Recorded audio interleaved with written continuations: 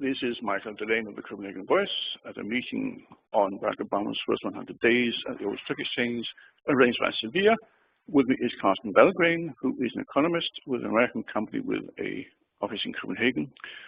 And Carsten Valgreen, how is the future looking for the international crisis that has hit the US and the rest of the world? Well, first of all, we are right now, of course, seeing a very deep global recession, but I think there are signs that the economy is starting to improve. And I think there's good reason to believe that, especially the US, will pick up some through 09 and into 10. I think the economy has now kind of worked off a lot of the excesses which built up in the previous expansion.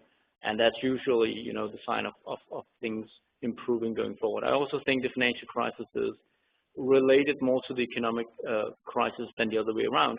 And with the economy starting to improve, I think sentiment concerning financial institutions will start to improve as well. The initiatives that have been taken in the US and in Europe, bank packages and whatever, have they been necessary? Have they been good enough, big enough, large enough, or too large?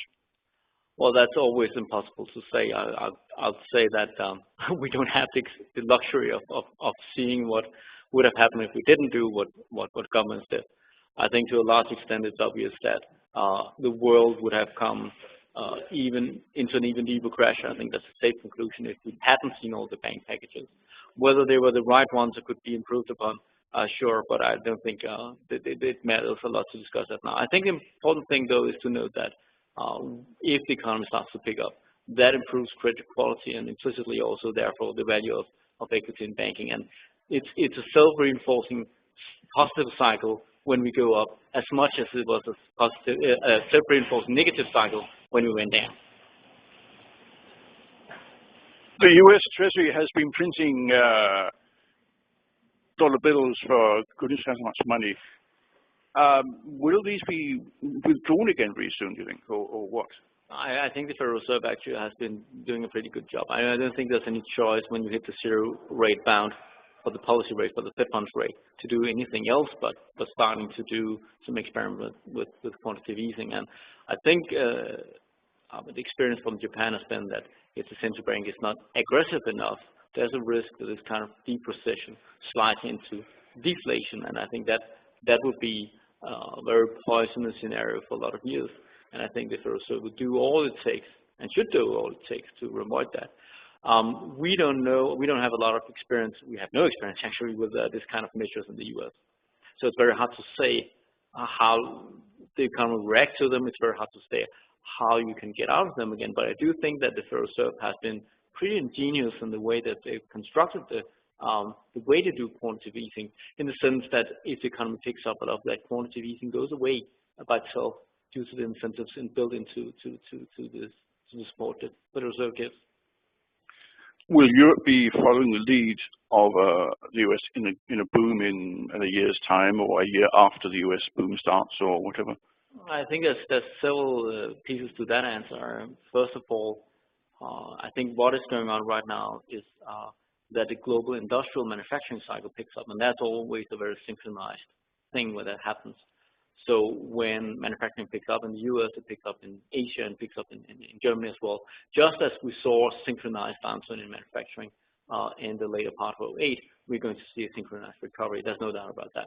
But that being said, there might be very different sort of longer term nuances to the growth path that the US is embarking on and the one that Europe is going into. And I think that the case for the US actually to recover strongly is better or more safe than the case for Europe to do that for a list of reasons.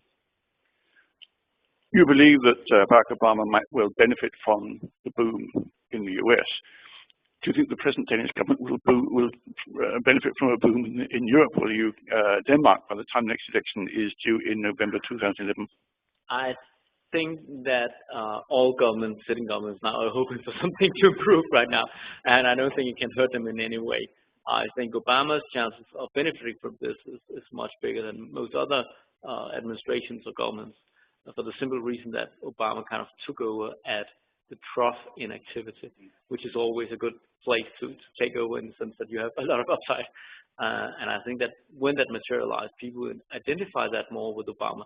While in a place like Denmark, where you've had the same government for a long time, you might say that they were also kind of to answer for the problems in the first place, fair enough or not. But the timing is indefinite, or unpredictable at least, for Europe. Well, everything is unpredictable in economic and finance. Obviously, we've just seen something that, frankly, to me was sort of surprising. I don't think a lot of economists had seen it coming, and at least not to the extent it has come. So yeah, I mean, it is always uncertain. But I do think that we are close to the inflection point, so to speak, in the US. On that optimistic tone, I think we ignore the background noise and stop here. Thank you indeed, Carsten Valgreen. Michael, the days that could make them worse.